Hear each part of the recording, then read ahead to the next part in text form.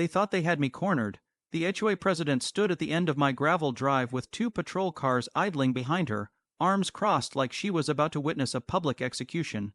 According to her, my family farm was suddenly in violation, and I had 24 hours to vacate. Not fix anything, not appeal, leave. She smirked when the officers stepped out. Clipboards, radios, that official tone people use when they think the law is already on their side. She announced, loud enough for my neighbors to hear, that I was being formally evicted under HOA authority. I stayed calm, I always do. I asked the officers one simple question: can you show me the court order? They looked at the HOA paperwork, rules, fines, threats, no judge's signature, no warrant, just a very confident Karen with a binder. She snapped that the HOA works closely with law enforcement, and that refusing to comply would end badly for me. I nodded, thanked her for the clarification, and said, "That's interesting, because this land isn't in your HOA." That's when she raised her voice.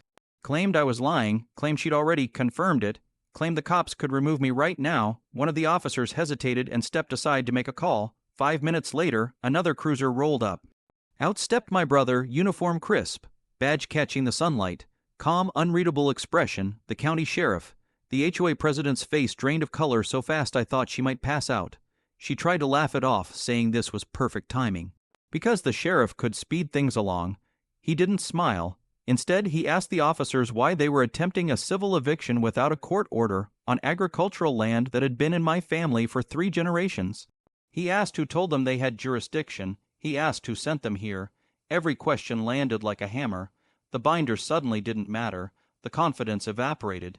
The sheriff explained, slowly, politely, that filing false eviction claims, impersonating legal authority, and wasting police resources are not HOA powers.